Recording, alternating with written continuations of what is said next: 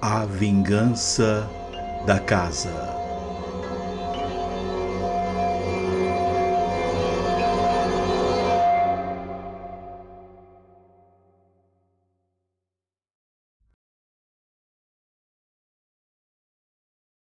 O bairro da Lapa é tranquilo.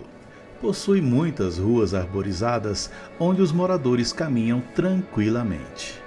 Numa dessas ruas, sem saída, morava um casal de velhos aposentados. Passavam os dias ocupados com o jardim, os pássaros na gaiola e a costura.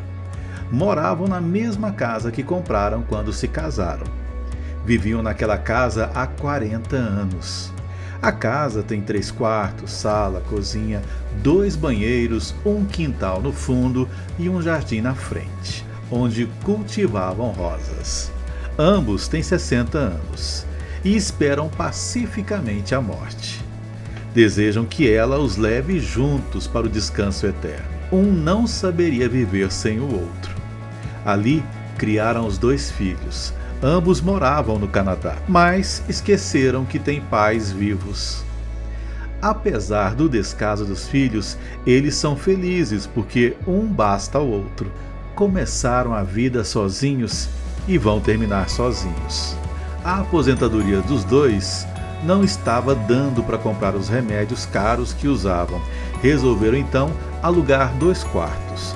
Colocaram uma placa no poste. Logo surgiram candidatos.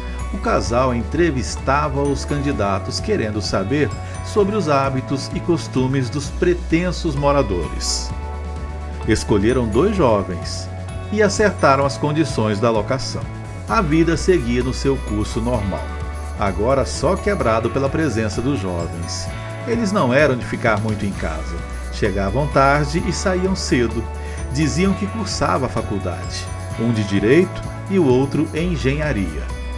Mas os velhos nunca os via estudando ou carregando livros, nem mesmo livros nos quartos havia. No entanto, eles pagavam aluguel pontualmente e não causavam transtornos.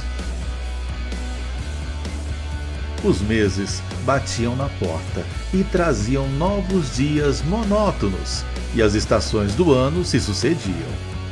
Às vezes, no final do domingo, os jovens ficavam ouvindo as histórias do casal, faziam algumas perguntas e se recolhiam. Os jovens notaram que ninguém visitava os velhos. Ninguém telefonava para eles, ninguém escrevia para eles e até mesmo os vizinhos os ignoravam. Os velhos davam a entender que eram sós no mundo. A casa era grande e espaçosa, ficava numa rua tranquila. Se vendida, renderia um bom dinheiro. Os jovens comentaram isso com os velhos e eles responderam que naquela casa estava a vida dos 2 e que ela fazia parte da história deles. Ela sabia todos os segredos, havia presenciado todas as alegrias e tristezas dos 2. Havia presenciado todas as alegrias e tristezas dos 2 e que jamais venderiam a casa enquanto fossem vivos. Além do que, não precisavam de dinheiro. Depois que partissem, os filhos poderiam fazer o que quisessem com a casa. Pela primeira vez mencionaram a existência de filhos. Os jovens interessados perguntaram mais algumas coisas e logo perceberam que os filhos ignoravam totalmente a existência dos velhos. Os jovens se entreolharam e a sorte dos velhos estava decidida.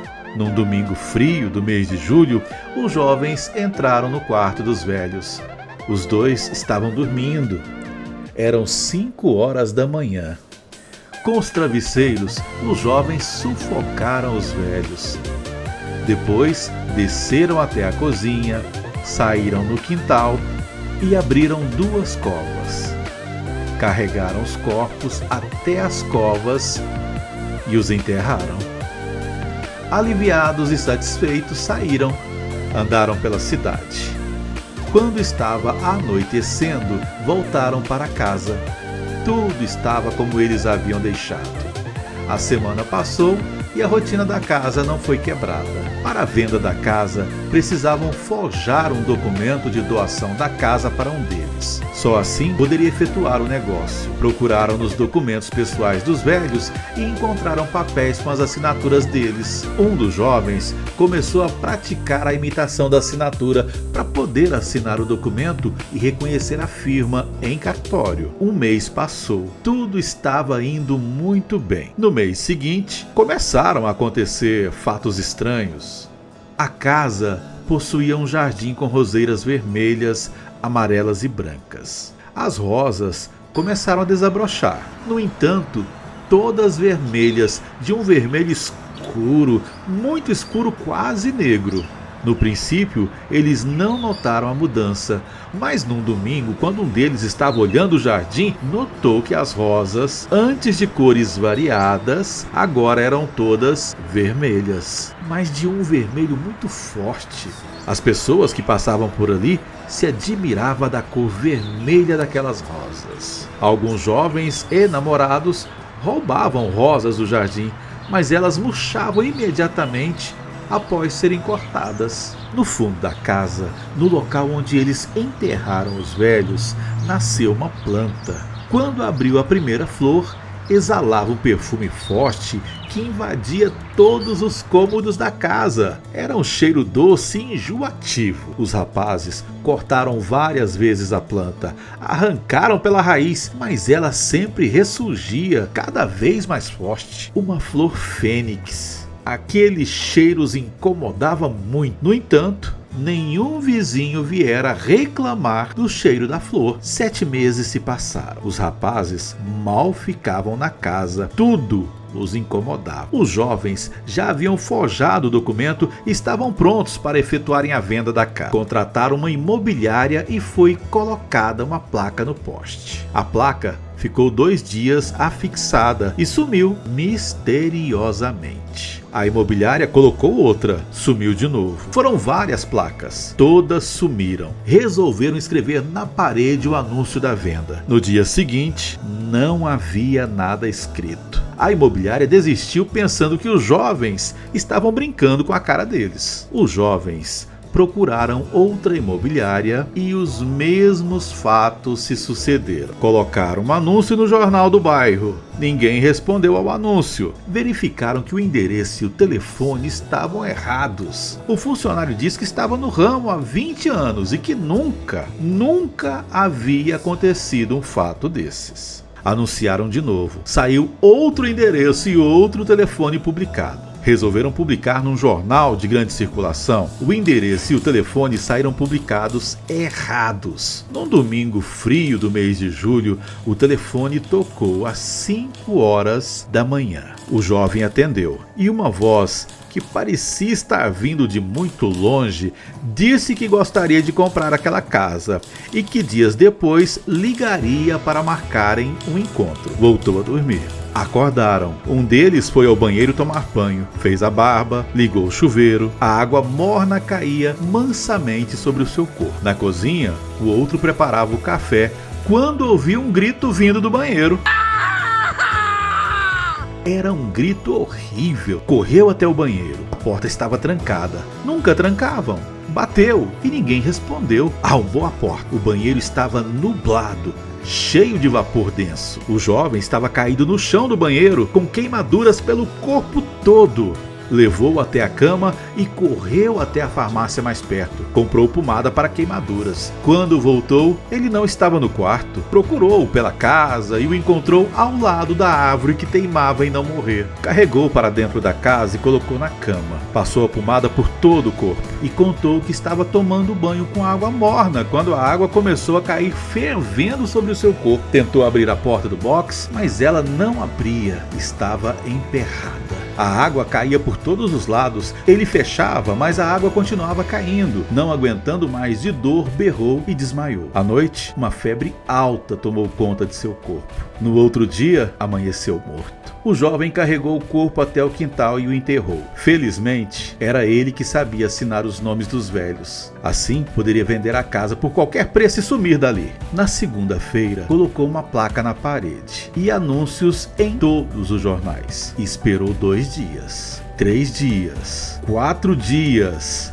nada. O telefone não dava sinal de vida. No domingo, às 5 horas da manhã, o telefone tocou. Uma voz fraca disse que desejava comprar a casa. Marcaram para a manhã de terça-feira seguinte. Aliviado, o jovem voltou a dormir. Quando acordou, foi para a cozinha preparar o café. Ao tentar abrir a porta da geladeira, não conseguiu. A porta estava emperrada. Forçou, até que conseguiu abrir. Tudo dentro da geladeira estava congelado, como se ela tivesse transformado no freezer. As coisas eram blocos de gelo. Assustado, foi à sala e ligou a televisão. Estava passando um filme antigo, com 2 velhos que sorriam para ele. Desligou a televisão, mas ela continuou passando a imagem dos velhos. Arrancou o fio da tomada. A imagem continuou na tela. Jogou a televisão no chão, foi até a porta da rua e não conseguiu abrir. Estava trancada. Tentou as janelas, estavam trancadas. Era prisioneiro da casa. Sentou-se no sofá. O coração batia acelerado.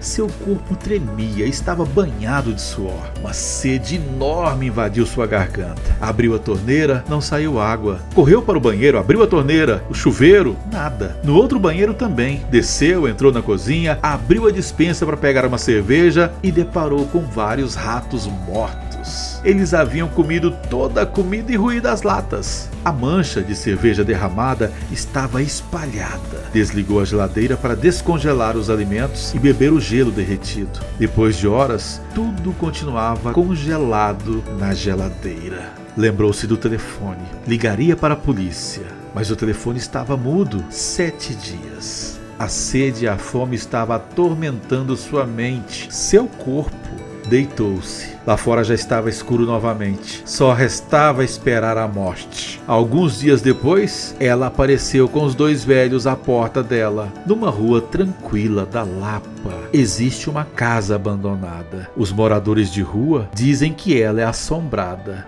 Ninguém tem coragem de dormir ali.